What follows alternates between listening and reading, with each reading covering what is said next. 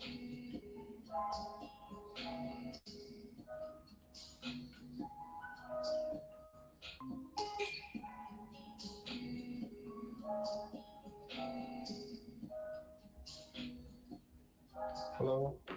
Bro Yohanes. Eh, Sambil nunggu teman-teman yang lain join ya. Mungkin kita start nanti di jam 4:05. Oke. Oke, cool.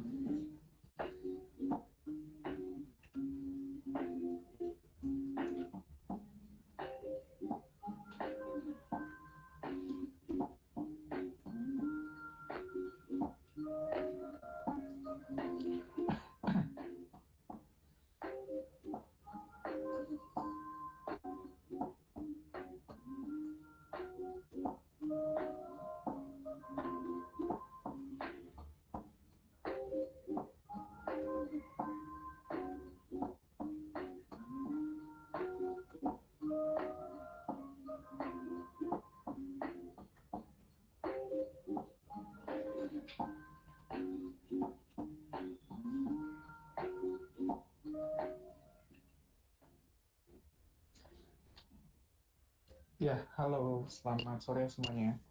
Buat teman-teman yang baru join, mungkin sedikit lagi kita bakal mulai webinarnya. Rundown-nya bakal saya buka webinar ini dari Magika. Setelah itu akan dilanjutkan sama Mas Yohanes untuk materinya. Dan teman-teman yang mau nanya bisa langsung drop pertanyaannya di kolom FAQ di chatting Google Meet-nya dan nanti akan kita jawab dan kita bahas setelah Mas Yohanesnya present. Oke, saya bakal langsung lanjut aja.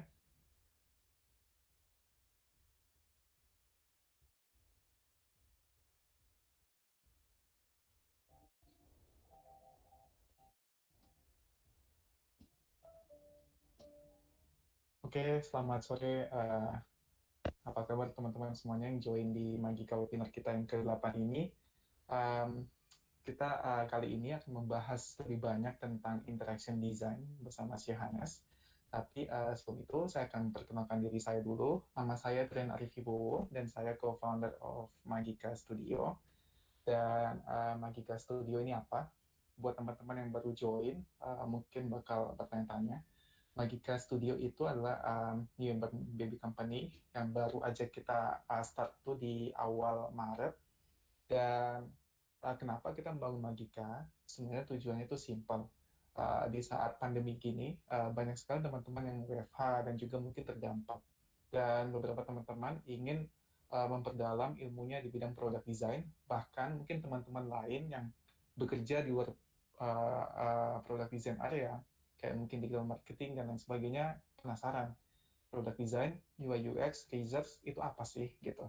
So Magika di sini hadir untuk mempertemukan para expert yang udah jago di bidangnya untuk memberikan experience dan juga knowledge-nya di bidang product design kepada teman-teman semua sehingga mungkin lebih bermanfaat gitu.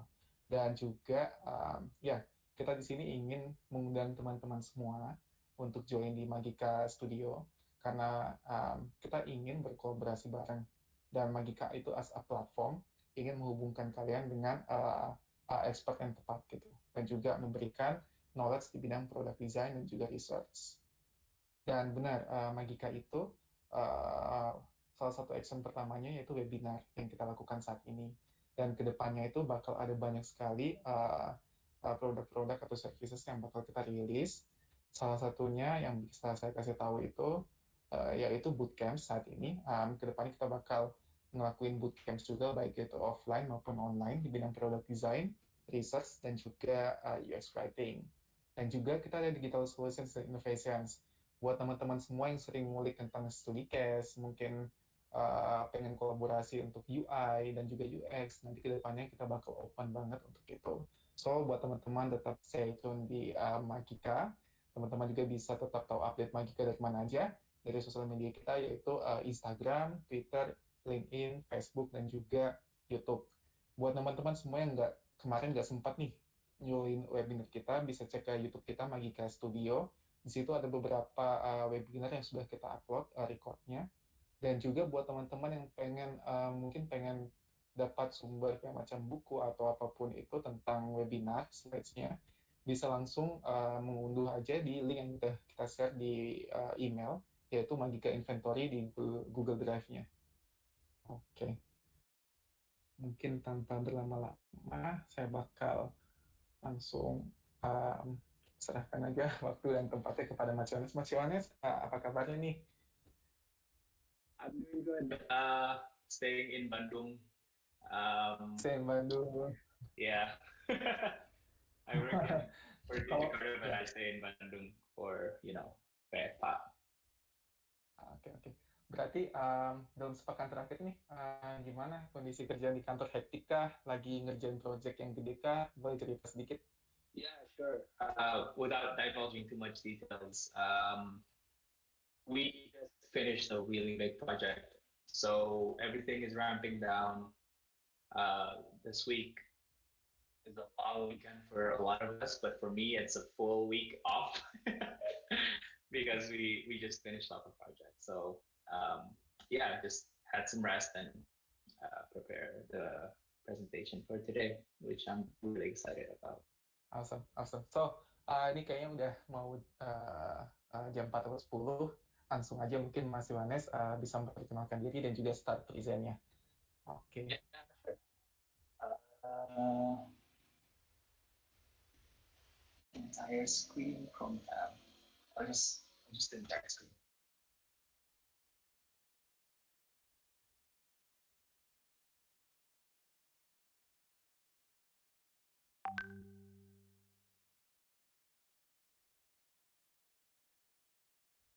Okay. Can everybody see? Iya, ya, udah kelihatan. Okay. Yeah. So let me just first of all, we're going to talk about interaction design, and I guess I'll start off with introducing myself. Um, so my name is Yohanes, and I've been an interaction designer with Accenture for about a year now, a little more than a year. Um, so, and I wanted to share about interaction design. But before I do, I just want to give you a little bit context of how I got into the title interaction design in Accenture. I had two prior jobs. Hello, it's my. Sorry, I got distracted by the chat. I there's two jobs that I had before, and they're all titled differently. I was a product designer, and after that, I was a UX designer, and then now I'm an interaction designer. But what I noticed is that from the three jobs that I have, three different titles, the job that I actually do isn't really that much of a difference. So I guess for me, and I feel like a lot of people have questioned this as well, is like, what does that title really even mean, right? Because it seems like everything is fuzzy and all merges together into design, what people call design. And we kind of sort of have to juggle between all the different elements of design. Um, so yeah, UX design, product design, interaction design, is there even a difference? In Accenture, we are divided into two popular specialties. You can be a visual designer, or you can be an interaction designer. In other parts of the country, in other parts of the world, there are a little bit more of a difference in the titles. But we just started out in Indonesia. So the two popular routes are visual designers and interaction designer. Throughout the project, my colleagues that does visual design as a title, that holds a visual design as a title, really doesn't have that much of a difference of a job. Our process is still the same. We gather requirements, we create the lo-fis, we have wireframes, and then we do hi-fis. So we're sort of expected to do both. And so does that mean that their interaction design is just UX design? Or is there actually a difference? So I'm not really good at definitions. What I'm gonna do is share with you guys what I've found about interaction design in LinkedIn.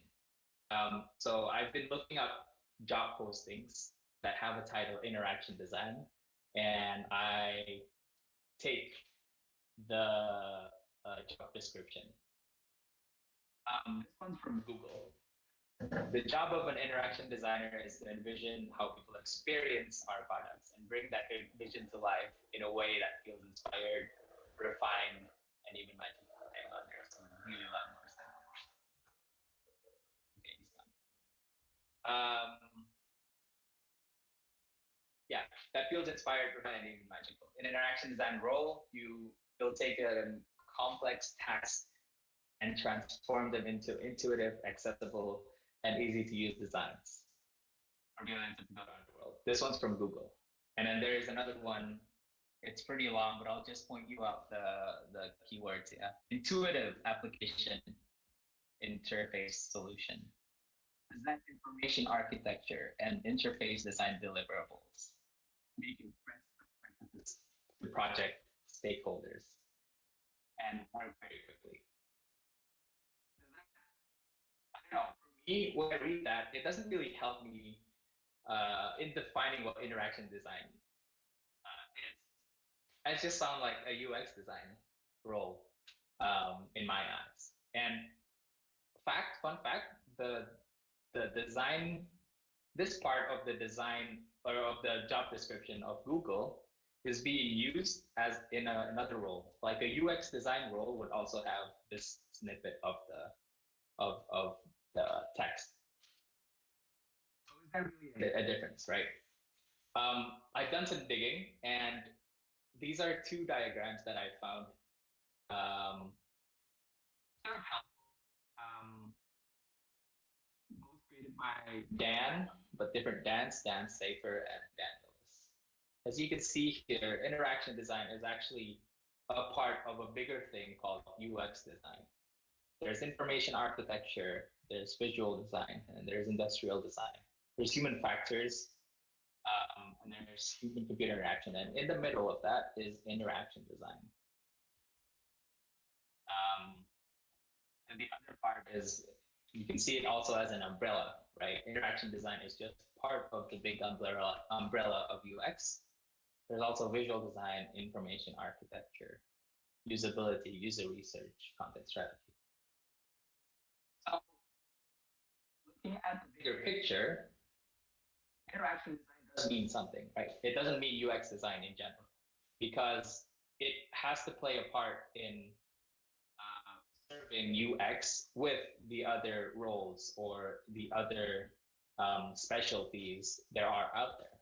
Interaction design does not function as a UX role without research. It doesn't function without visual design. So I did a little more digging, and with the help of smart people out there that have already done extensive research on interaction design, I took one of, I think, most insightful, what is most helpful for me to define what interaction design is. This one is, it started out as a 4 dimensions of interaction design. It was in the book by Bill Mogridge on designing interactions. But another designer added another dimension to it, which is behavior. And we'll get into that a little more later. But the first dimension is words.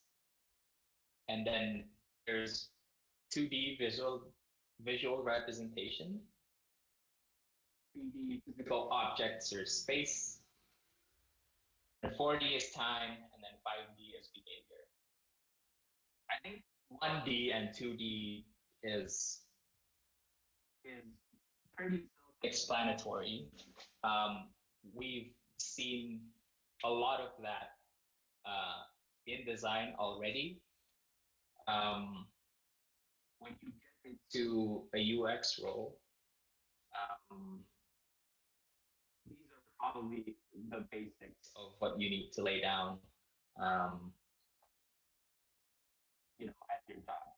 In doing your job well, you need to be able to craft words or create visual representations. But the other three we'll get to explore and see how an interaction design needs to think about these different dimensions. So let's get into it one by one. Yeah. The first is words. Words are the main way we translate conversation between device and user. So if we think about digital experience, it's actually, we can think about it as a conversation between a machine and humans, right? It's a two-way street. If you put an input in, you get an output. You get if you put in an action, there's a reaction from the machine. And do that action, there's a trigger, right? You need something that would initiate something in your brain to either press a button or read something, and then there is a reaction. And the main thing of that action and reaction is words. So when we think about interaction design, we think about are these words encapsulate of the action they denote. Um, as you can see the example here, it's an onboarding experience example from an app called Open Door. Open Door is an app, is a real estate app. They try to sell houses digitally, which is a very interesting idea to begin with. But I think it's an interesting example because it's a very complicated process to buy a house. And words are the main thing, as you can see here, of their method to explain to the users how you should buy a house. The second thing is tone of voice, right? I think this UX writer would probably discuss this more because it involves a lot of branding, a lot of just a lot of insights that you need to be able to connect with the readers at hand. Are they too abrupt? Are they too imperious? Apakah terlalu suhan kata-katanya? Or are they too conversational? Are they too friendly? Apa dia so asik atau apa gitu? So as an interaction design, I don't necessarily think you need to, it takes a lot of talent to be able to strike the right balance of the tone of voice. But in my experience as a designer, having an opinion of how this should be is important as well. Because as we will see later, and this is probably the theme of the talk that I'm giving today, is that interaction design sits at the convergence of all these dimensions.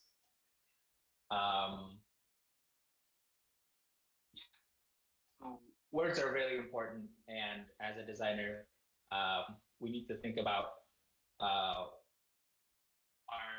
are the words accurate into encapsulating actions, or what kind of tone of voice should we present to the user? Are the jargons that we put in, or are the words that we put in consistent? Are the words in the menu that we put in the menu consistent throughout the whole experience, so that the user are not confused in between different concepts? And then we get into what's more interesting with the natural language processing being so advanced right now, is that there are experiences that does not have any visual interface. It's all voice. This is a more extreme use case of words, right? There's no place in a smart device or smart speaker for you to put in a display and show your users the action or the reaction. It's all voice. And with natural language processing, it really defines, or it's a really interesting trend that I see right now that we need to think about as a designer. There are a couple of places that hire really good conversational designer. That's a title now. Like you need to be able to think about what action and reaction that takes place in experience, but with words. And I think Google Assistant is probably the most proliferated right now, it being in Android devices. And so, yeah, words are the main way we translate conversation between device and users. But it's not the only one, which takes us to the second dimension. It's visual representation, right? Finding universal meaning to trigger action. The thing with words is that it always relates to a language. And a language can be very locale because in different regions of the world, it is spoken differently. So visual representation is a way for us designers to balance that out. You want to break away from the language barriers. And it's also a way for us to represent our brand. It's a way for us to instill some sort of styling and shape that we want to represent our brand. The example being, of course, icons, right? It's probably one of the things that we use a lot in UX design. Is implementing icons to not only shorten the space of the message that we want to convey, but it's also a way for us to break language barriers. And then the second example here, and I thought this is very interesting. This is a bakery in Jakarta that puts in a Spotify code in the cake as a surprise. So if you scan that thing, it actually pulls out a Spotify playlist. It's an interesting, I think, a visual representation of, what can be, what experience can be had with just visuals. Just looking at the Spotify icon or logo there, you might not understand what the squig or the straight lines here mean, but once you see the Spotify logo, your brain almost immediately say, "Oh, that thing is cannibal." And it's on a birthday cake, which is very funny, interesting. So visual representation paired with words, I think, are the basics, the real basics of interaction design. But then digital experience is not created in a vacuum, right? Digital experience usually there's a lot of physical there's a lot of manifestation of the physical realms into the digital realms, right? There's a movement called product semantics, is a movement of figuring out how people understand different elements of a product. I think in the UX, there is a term called affordance that's been thrown out a lot. Form follows function.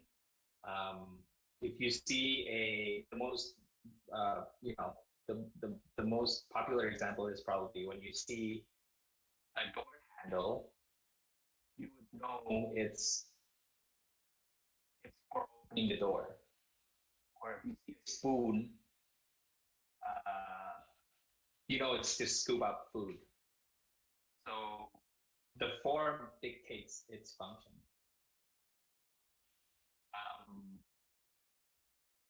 And pushing further on that a little bit is that maybe digital experience can help with product semantics.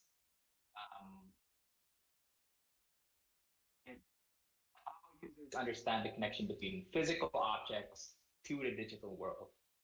The example here is an animation. I found it on Dribble. It's really interesting because I am a victim of it. I have an Android phone with an NFC, and I can't tell you how long I spent to top up my e-money just to try to get that thing connected. It's probably because most of us don't know where our NFC reader is on our phone, but we can see it in the card where the NFC is where that you see the wavy logo, right? I don't think there is on e-money if I'm not mistaken. But correct me, I don't know, I don't remember. But the clever thing in this interaction is that the designer has thought about that and show a fun animation here when the user has not, or when the machine has not found the card, to move the card in the back of the phone in different positions. You guys probably are not seeing it like in the smooth frame, but I'll just give you a verbal explanation of what it is. The phone shows up, and then the card moves down and then horizontally to let you know that, hey, you need to move the card in order to connect it. And then there's a nice animation here that tells you that it is connected. So it's probably a way for us to, as designers, can help connect that physical object into that digital world. The next thing is if we're going more big, is space. The advancements of AR, right? Augmented reality. How might the digital world enhance the experience on the physical realms? It's the case of the most recent Google Maps push on AR, where it gives you direction in an augmented reality form. So it's opening up a camera, and you can see the directions right on that camera and tell you when you need to turn, where you need to go, and sort of shorten that guesswork of what's street or where exactly is 6th Street, where exactly to turn left or right. And AR plays a huge role in that experience. Another example is if you're an iPhone user, there's the Measure app where you can measure things real time with an okay amount of accuracy. So it enhances the experience of the physical realms digitally. I thought that was very interesting. So moving on, the other dimension is time. I want to hone in on this idea, the motion design idea. Motion design is to capture attention and highlight important piece of data or a key UI element. Animations can only be done over time. It's not animated if it doesn't, if it's not in a time frame. If it's not in a time frame, it's static, right? And time is a huge huge role in this. But also, choreography defines a lot of that interaction. If you see the two differences in this two animation, one is simple. It only moves one or two elements of the screen. Actually, it only moves one element, the Y position of that screen, and then it changes the opacity over time. Contrast to the other one, the complex choreography, a lot is changing, as you can see on the timeline here. Right. The picture changes opacity, the picture changes scale, it changes position. And that blue button there also changes positions. There's just a lot going on in that. So, as an interaction designer, we think about what are the important pieces, what are the key UI element that you want the user to focus their attention on, and what are the things that are less important that we need not include in that sort of transition. So you kind of need to coordinate that motion sequence. And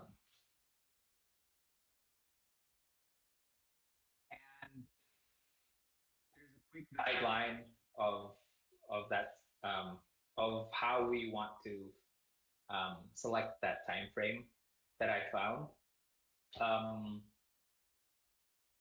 This guideline says that 100 microseconds to 200 microseconds is a productive motion.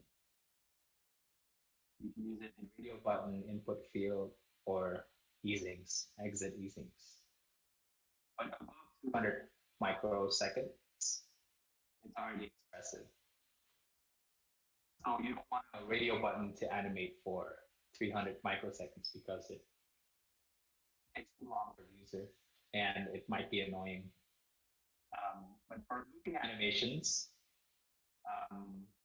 or entrance easings on a splash screen, maybe when it's trying to load up the app, you can have more longer time frames, up to 500 milliseconds. So this is just a quick rule of thumb of how you want to select that time frame on your motion design. And then we get to the last part, which is behavior. And this is more, I think, it's a more expansive concept. It's not just within the screen that you're designing. It's designing a whole behavior, right? But it doesn't mean that it's not, behavior design is not invisible. You can see behavior design as well. And it dictates the flow between action and reaction. We talked about action and reaction before with words. Behavioral design is taking that and it's dictating that flow of action and reaction. And with this, I would want you guys to think about the current release of Apple, Apple's app clips function, which is it's an experience where user can, without downloading the app, could experience one part of the app functionality. So I have experiences where I'm in a cafe where I want to pay or I want to order, but they only allow you to order from the app. Especially with COVID going on and people are, reducing contacts with each other with the servers. They use digital experiences, right? There are lots of times where that digital experience is only offered in the app and I don't have the app and I don't want to download the app. And I think it's a good idea from Apple to be able to take a part of that interaction of the app and have it accessible for everyone by using uh, these triggers. It's an NFC trigger, but also a QR, specialized QR trigger. So um, you take your phone and then you point to that logo, and then app clips. It'll take you um, I think an overlay where it explains what this app is and what you can do with it, or this part of the app and what you can do with it. And that takes also this. Think about the behavioral change that people would have towards downloading app, right? They might not even need a lot of app in their phone anymore because the experiences that are on the go can happen with app clips. It doesn't take a lot of memory for you to to go to your favorite coffee shop and order from the digital app. Um, yeah, a user takes an action through an affordance, which in turn causes a reaction. So the logo, the app clips logo here affords a user to to be able to be curious and say, "What is this?" And they see a phone there, and it invites them to, you know, get their phone closer to it. And then the reaction being the app clip experience. Um,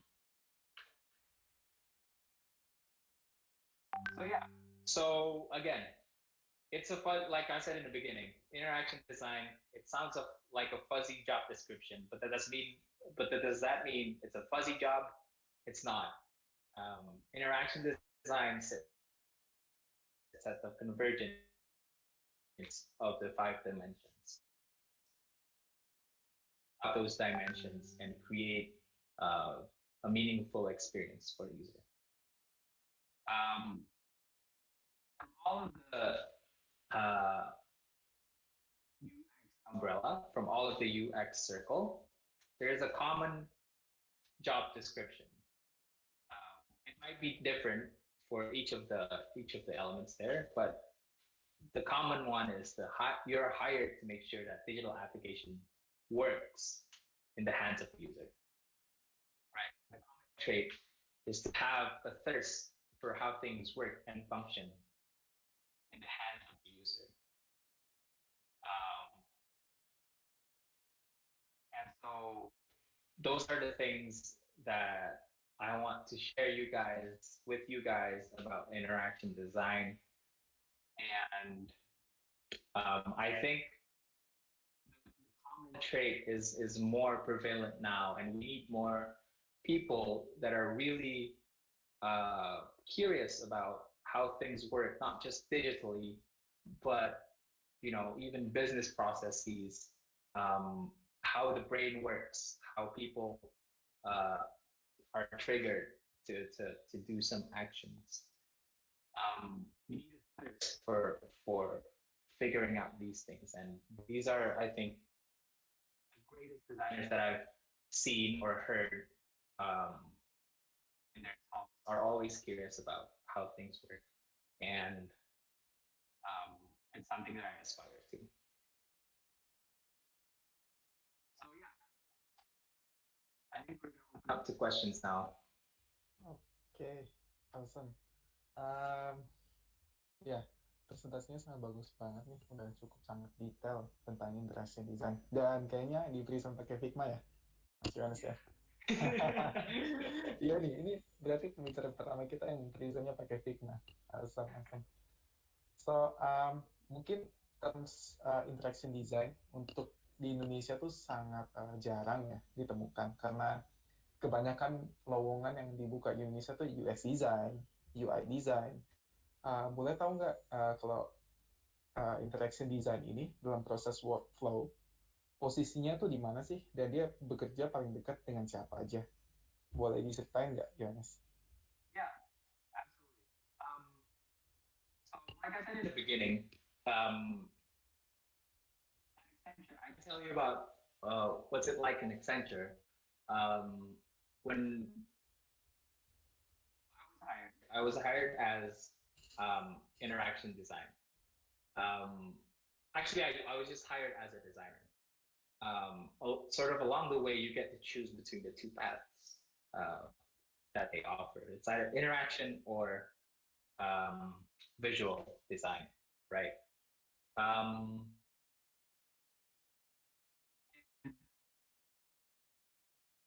my experience from the year in a project um, is that the visual designers and the interaction designers have a lot in common. Actually, there's not a lot of differences um, in between the workflows. We still gather requirements, we still hold workshops, um, and then from that, we get a lo-fi going, and then discussions with the stakeholders there, and then create hi-fis and gather some insights there, and maybe if we have the time to do usability testing, which we often do. So I understand your question. In Indonesia, it's not quite common for people to put in interaction design as a title in their job post.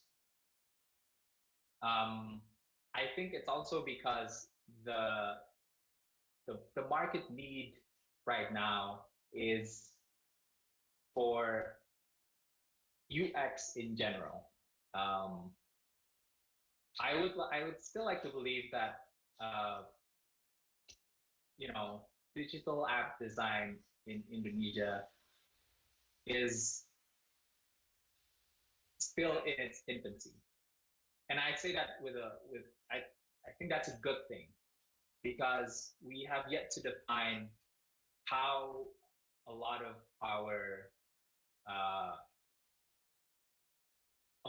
users behave with a digital design or with the digital app. So I think businesses right now are posting UX design or product design as a title is because they wanted to keep it general. Now it is truly up to you. I think it's in the mindset to think about the details in the UX design that you want to explore, right? Like you see here, there's interaction design, there's information architecture, there's visual design, there's content typing, all this stuff. Interaction design is a part of it, but it doesn't leave out visual design in a workflow. It doesn't mean that you don't have to think about, you know, if the colors are correct. It doesn't mean that you have to forget the, you know, typography sort of sizes that will look neat, right? You still need to figure out those, I think, in um, lots of the design jobs that are out there right now. So it's because we just need people that are more general and are capable of hitting all of these notes in the umbrella, but probably not diving deep into them. Oke. Terkait dengan interaction design nih, bro, kan dalam produk design itu contohnya UX itu bisa di measure ya, bahwa itu UX-nya tuh works atau enggak. Kalau dalam terms interaction design, biasanya ada enggak kayak macam matrix atau cara mengukur bahwa produk yang kita kerjakan ini interaction design-nya ini sesuai gitu dan dibutuhkan users. From my experience, the metrics is pretty much the same with all the other UX metrics is, um, drop off rate. Um, you look at heat maps and see where people are pointing their attention at. There's not that much of a difference. See if I can, yeah. Specifically motion design, right? It's a coordinating motion sequence that holds the user's focus um, in an important piece or key UI element. That's not that much of a difference than uh, when you want to hold focus into a key UI element that's static. So the metrics that we see and the insights that we gather are pretty much in line with whatever the visual design um, sort of base metrics are. If any, if we see something um, from a static element of the page and we think that it can be enhanced in a UX point of view, then we include motion design into it.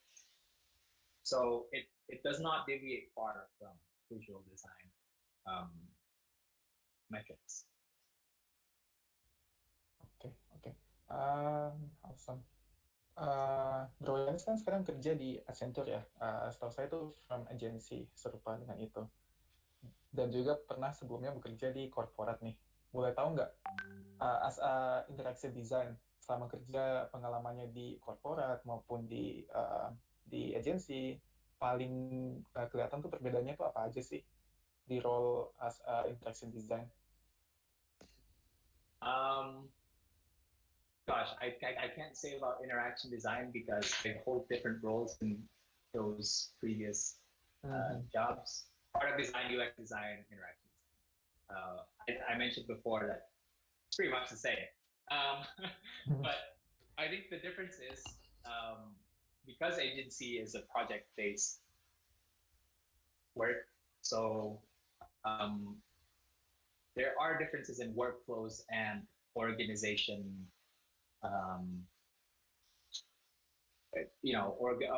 org charts. In an agency, there's not really a fixed organization chart. You might have a manager and a client side, right? But your manager can change depending on which project you were in. At least that's my experience. So you're pretty much an individual contributor in an agency, in my experience. You are to influence the client side in deciding what design they should go for. But that's the contrast when you are in a startup scene. There's a more sort of fixed, I wouldn't say fixed, but it's more defined role. You would have your manager and it will continue on being your manager until you move to a different product or something. But you're iterating that product during your time there. And I think some people might argue that if you work in startups, you would have more ownership towards the product because if you stay there long, all you do is iterating that product, and you can see how it grows and changes over time. I think parts of that is true, but I can see that happening in an agency setting as well, where you have ownership and seeing that product from time to time, even though you might not be involved in making the decisions after they are no longer your client. So, yeah, those are I think that those are differences between agency and Awesome. So, kalau kerja di startup atau company itu mungkin pros-nya itu keuntungannya lebih banyak mengikuti involving sebuah produk, ada iterasinya, dan Mm. juga lebih dalam lagi mengetahui dalam satu produk. Mungkin kalau untuk agency, dikarenakan projectnya tuh satu project terus putus dan project lainnya, kelebihannya mungkin lebih kepada knowledge di berbagai bidang ini ya, company clients ya, kayak gitu. Mungkin habis ngerjain fintech, habis itu Yep. F&B, dan lain sebagainya. Yep. So you have a wide, Yeah. if you think about applying for a job, right, you'd have like your portfolio is very, it's very diverse. You'd have something from commerce and then you have something from fintech. And I think that helps you rejuvenate your designer mind when you tackle different problems from different industries. Oke. Yohanes, paling mungkin ini last questions ya. Boleh kasih advice nggak buat teman-teman yang mungkin baru lulus kuliah atau mungkin sekolah atau bahkan yang mau switching career to interaction design? Boleh ngasih tahu mungkin topik bacaan apa atau sesuatu yang harus dipelajari, itu pertama. Yang kedua, um, boleh kasih advice nggak mulai kerjanya tuh baiknya di startup atau di agencies? Karena mention yang tadi itu relate. Mungkin di agency prosnya itu lebih broad ya, background clients-nya dan lain sebagainya. Man, bacaan. I don't read a lot. Ya, karena di Indonesia sendiri kan saat ini kayaknya belum ada ya yang pendidikan formal institusi yang mengajarkan tentang interaction design langsung gitu. Yeah, maybe there is. Yeah, I don't know about like S1, but I know that a couple of masters there out there studying human computer interaction. It's not. It's a different thing from UX design, that's for sure. But I think some of the elements of the engineering elements is I think it can be applied. But to answer your question about readings, just anything on Medium, I think is sometimes really insightful.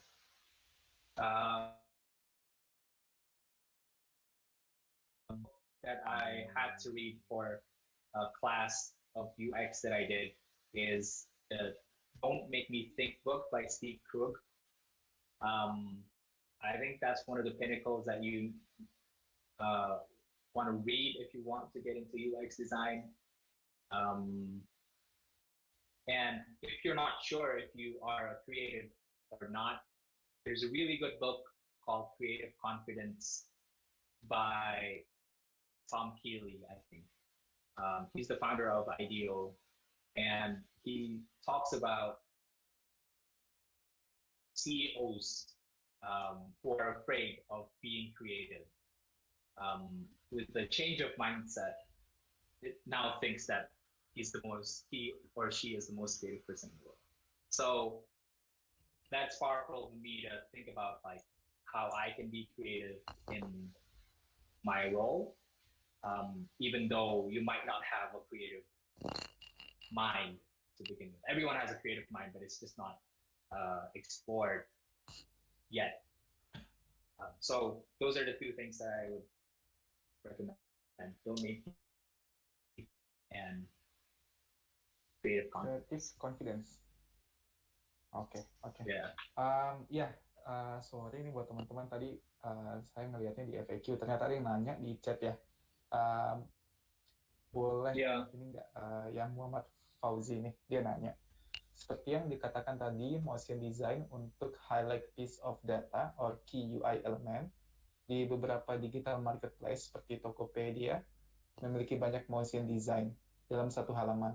Apakah ini contoh yang baik jika terjadi banyak distraksi? That's a good question. So one of the things that I really learned during my time at Accenture is actually throughout, even in the startups that I also learned, is that this thing called goal-driven design. before even you start designing anything, you need to figure out why you are designing what you want to design. What is the problem? What is it that you want to achieve from whatever output you put out there? And so, and I think that's really key because even in my experience, a lot of the times one would have an initiative. Um, it is really not driven by goal. It's probably driven by uh, competitive analysis. Our competitors are doing this. Why aren't we? Right? And I guess to some extent that could be a good thing. Um, but a lot of the times I see that it confuses designers specifically, um, and product managers because they don't know what they want out of that product that you're putting out, and they don't know what metrics to follow, and they don't know whether or not this was successful or not. So answers Muhammad Fauzi's question. Um, is it a good example if there are too many distractions? It depends, right? If the motion design is, or when they set out to create that feature that has motion design in it, if their goal is to grab attention to that function or button or whatever the the the element with motion design is, um, it probably worked. It probably grabbed attention because Tokopedia and all of the marketplaces, I think, are now filled with so many informations up front, right? Which may or may not be useful for you. But with motion design, um, on top of all the static elements that are out there, it may grab attention. And if that's your goal, then it worked. But if that wasn't your goal, then it might distract from what you're planning to do in that sort of app. Oke, semoga kejawab ya, Fauzi ya.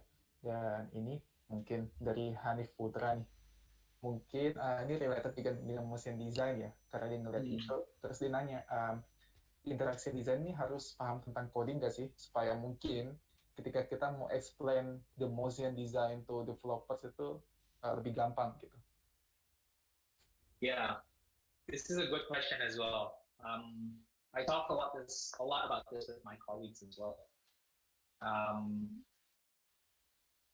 Maybe just to share a little bit on my work.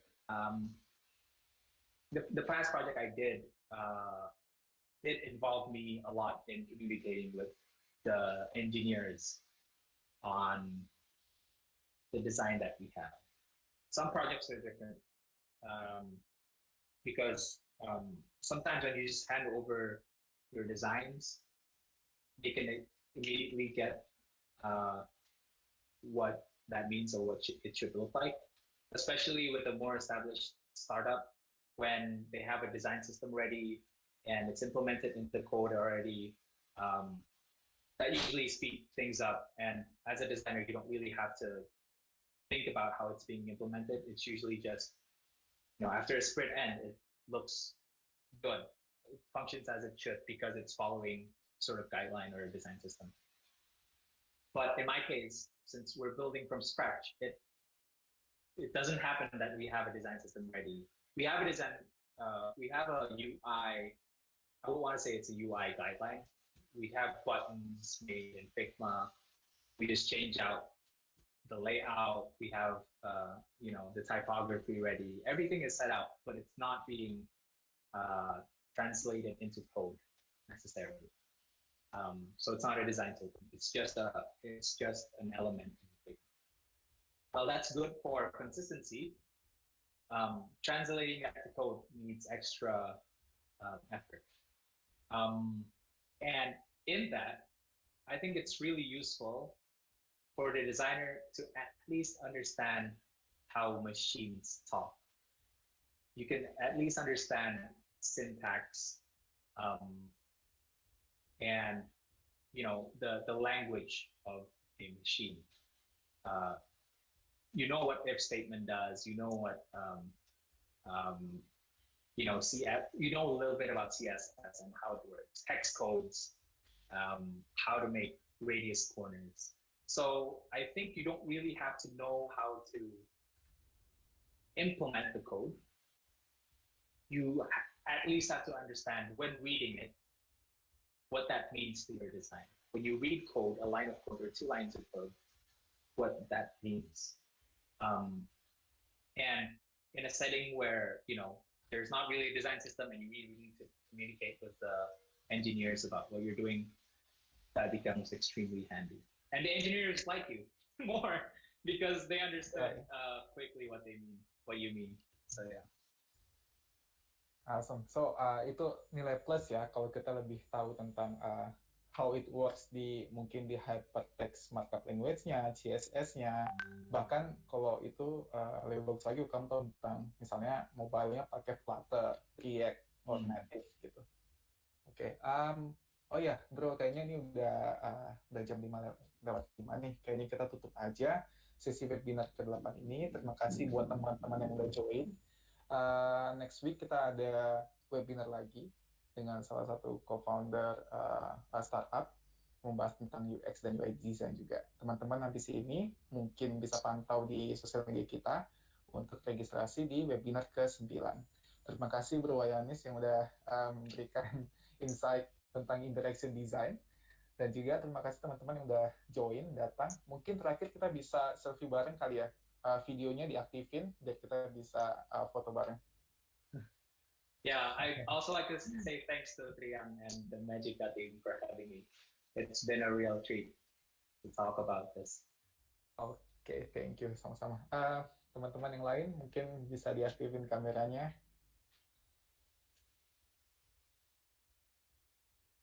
Oke, nggak apa-apa. Oke. Oke.